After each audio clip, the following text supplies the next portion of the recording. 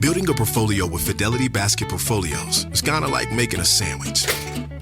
It's as simple as picking your stocks and ETFs, sort of like your meats and other topics, and managing it as one big, juicy investment. Now that's pretty good.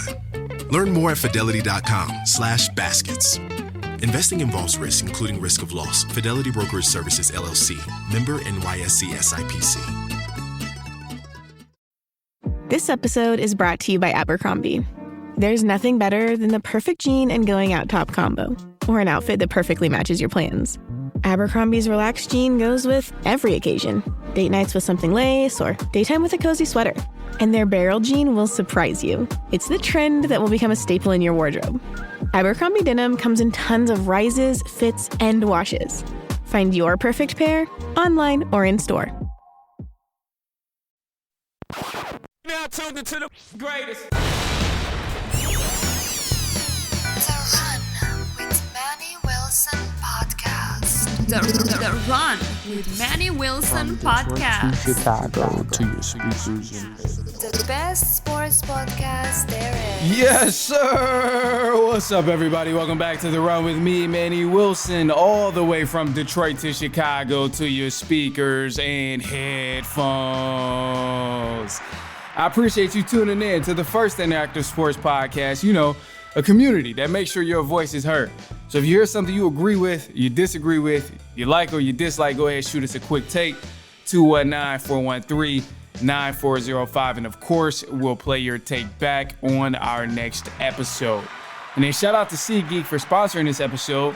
Get $20 off your first ticket purchase when you use the promo code The Run Podcast. Now, this code can only be applied for first-time users on the mobile app, but hey, man, it's the NBA season, so go ahead, create that account, and purchase a ticket to one of these games. You can also use it for concerts and stuff, too. However, man, hey, we're in for a great treat today. Thomas Tyree, host of On the Hot Podcast, is joining me here today. What's going on with you, Thomas? How you feeling, man? Good, man. Thanks, Manny. Of course, we always do our thing when we collaborate together. Glad to be on the episode today. Absolutely, bro. I'm glad to have you. I'm excited to jump in some of these basketball topics with you because there's been a lot going on, man. Obviously, the trade deadline and shook a couple teams up and made some teams better, some teams worse. And I'm on the side of thinking your team is worse or your team is better now in the Miami Heat since y'all done got rid of Jimmy Butler. But the first things first, bro, and the first thing I want to ask and kind of hear your thoughts on is, out of all the elite threats in the NBA right now, let's start with the Eastern Conference. So out of all the elite threats in the Eastern Conference, out of all the elite threats in the Eastern Conference, what team do you think is probably the most serious threat to cause damage in the playoffs, whether that's going to win a championship, knocking teams out, or whatever the case is? Oh, yeah, it's the Cleveland Cavaliers. They're here to shake things up in the East. They're already the number one seed out in the Eastern Conference this year, 42 wins, 10 losses. I think they're the biggest threat to the Celtics getting back to the NBA Finals and making it out of the East this year. I know the Knicks are there, but the Cavs have been playing dynamic basketball all year long. And their starting five now is like a death row lineup. I mean, they got Jonathan Mitchell, Darius Garland. They just got DeAndre Hunter, the missing piece out of this starting five, which is small forward. Evan Mobley, Jared Allen. They're going to give a lot of teams a run for their money come playoff time, and they already showed why they're a legitimate threat playing this well this early in the first half of the NBA season. Yeah, this is very true. They've won 8 of their last 10 games up until the All-Star break right now. I don't think they played a night right before the All-Star break. But one of the things, too, with them is, man, that's an elite team over there, number one seed, as you mentioned. And they've been showing everybody that they're an elite team and can beat anybody that they play against. So, yeah, they've been showing everybody that they can beat whoever they step in front of. And I think the Cavs definitely got a shot. The only thing that concerns me about the Cavs right now is the possibility of them just being like a regular season dominant type of team. Obviously, Celtics coming off that championship win in the regular season, they're still second seed, but you do relax just a little bit after you go win that championship. And with the Celtics, they got the talent, no doubt, but I don't know if come playoffs they'll really be able to lock in. What do you think about that? Yeah, that's the thing. The Celtics brought back 13 out of 15 players that they won a championship with last year, and that's hard to do in any sport, to bring back like a good chunk, basically 98% of your roster you had last year. So Yeah, to your point, the Cavaliers haven't had a dynamic run in the playoffs with this core yet. But in order to be the team, you got to beat the team. And It's I think facts. they got to do that. But I definitely still think the Celtics are the favorite to make it out of the East. But I think the Cavs can give them a run for their money. Okay. Yeah, I don't disagree with that. Now there's another team, and I'm gonna just raise some speculation here. I'm not even gonna throw my biases at you. I know, a lot of people expect me to. A lot of people expected me to say something like, "Oh, Pistons about to be the most dangerous team." I'm not gonna be crazy. I'm not gonna be a delusional fan right now. But one of the teams I think can really, really be a huge threat in the East, mainly because I think they can compete with everybody, is the Indiana Pacers.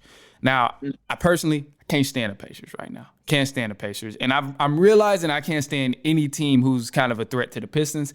But the Pacers specifically, I say they're a big threat to whether it's the Cavs, whether it's the Celtics, because they have the personnel to adjust to any of those teams. Whether they got to play big against the Celtics, whether they got to play big against the Cavs, they can do that. And really having Miles Turner and Siakam down low, being able to stretch the floor, it causes a lot of damage when you're playing against teams like the Celtics and also the Cleveland Cavaliers. So I struggle, and I'm thinking about it, and I'm like, man, Pacers, they're sitting right now at the 4th seed. They're not getting a lot of popularity and a lot of attention because they're at 4th seed and they play good team ball. But that's a team to me where I feel like they could definitely cause some damage and beat one of these top seeds. Do you think that's possible?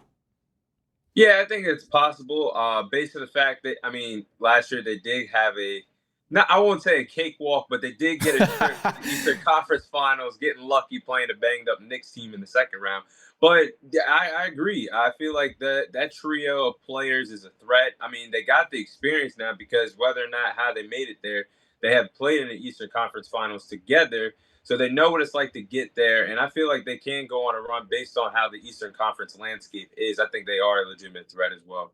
Yeah, that's the thing with them. So you mentioned cakewalk too, and I know the cakewalk whole thing that the playoffs it's hard because obviously when a team is supposed to win and play you and they lose, then it's you can't do much about that. But speaking of cakewalks, I got to go ahead and just bring the attention here. The Celtics had the easiest cakewalk to the finals you could ever dream of. Everybody and their mama got hurt. So I personally think the Celtics, they did win a championship. They took care of business. Injuries wasn't their fault, but assuming everyone is healthy in the East, do you think they get back to the finals?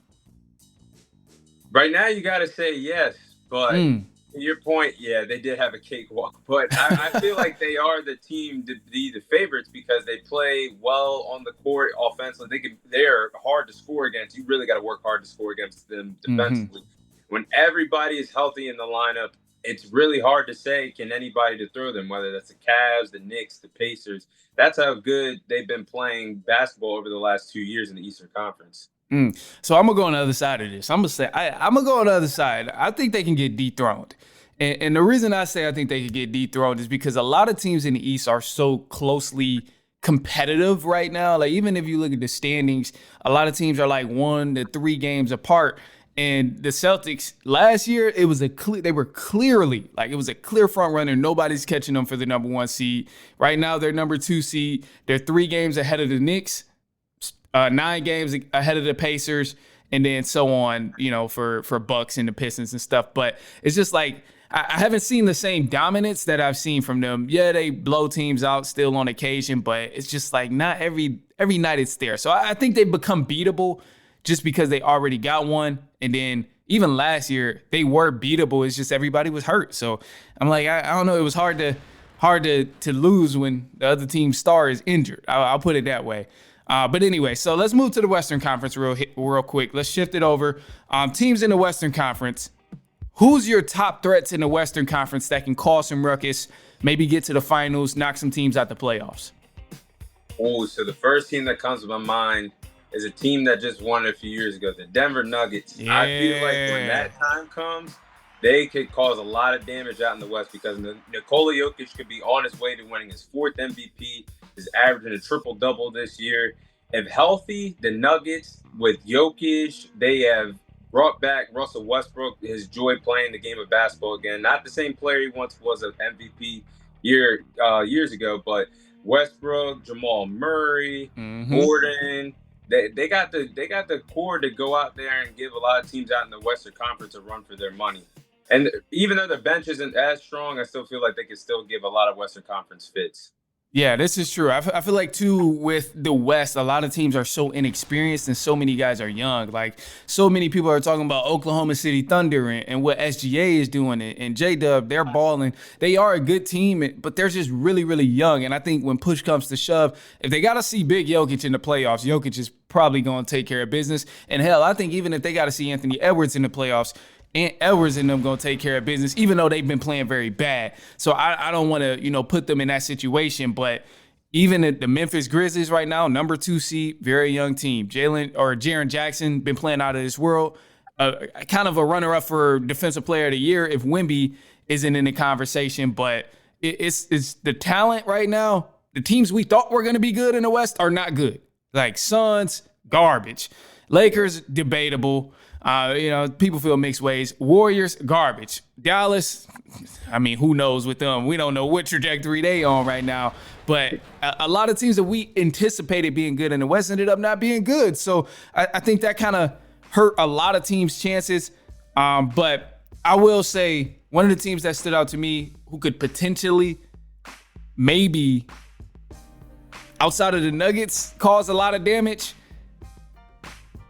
I think a surprise would be the Clippers. A surprise. Just a surprise. And I only say the Clippers just because, Clippers, they just got so much talent over there. It's hard to count them out with so much talent. And I know they ain't did nothing since they've been together with Kawhi, Harden, and Paul George. They haven't done anything. But it's just, with Kawhi, when he's healthy, that's a great basketball team. So that's my only thoughts on that. When Kawhi is healthy, Clippers definitely have the potential to knock teams out of the playoffs and shock the world in terms of, beating teams and possibly even going to the finals. I know I sound like a madman, but just saying, when Kawhi is healthy, things can happen. Look at Toronto when he was there. So I'll leave it at that. Any comments on that? Yeah, I agree with that statement about Kawhi and Leonard. I feel like the days that he went on that magical run with the Raptors is forgotten about. I mean, he dethroned Giannis, he dethroned the 76ers, he dethroned the Warriors, shorthanded or not. He put an end to that dynasty run at first with the Golden State Warriors. And then it's just sad because the caliber player that Kawhi Leonard is, being a great two-way player and one of the greatest small forwards, in my opinion, in NBA history, that he hasn't put it together in terms of being healthy since he's been with the Clippers for the playoffs. So that's the only thing. But if he's healthy and locked in, I can't say that they're not a threat in the Western Conference. Yeah, he be looking elite, man. But do you got Denver coming out of the Western Conference? I know you picked them as one of the biggest threats. You think they coming out of the West? I don't know who. I really don't. Now, the East is kind of, you can have a picture of who's going to make it out. The West is really unpredictable. So the second half is going to tell us a lot based off of the trades and everything that happened. I think that's going to tell us a lot about the West. No Luka Magic? Luka Magic happening in LA or what? They don't got a big man now. Mark Williams trade got I don't know. I don't know, man. I don't think that we're gonna move on to the next segment pretty soon, but I'm not convinced that the Lakers have enough to get to the playoffs right now. I get the Luka and LeBron dynamic duo thing, but bro, I'm just not convinced. LeBron, we know he can shout to the media as much as he wants, is I don't want the ball in my hands, but when push comes to shove, that man is still ball dominant and he wants the ball in his hands to control every aspect of the game. Luka Doncic is the same way. His big behind ain't running off no screens and doing anything without the ball. So I'm going to just leave it at that with the Lakers. And I don't have enough faith that the Lakers will actually make something happen. They definitely need the center. I see they signed one, but I mean, come on, man. You trying to fill Anthony Davis shoes? Come on, man. I'm not convinced. I'm not convinced at all.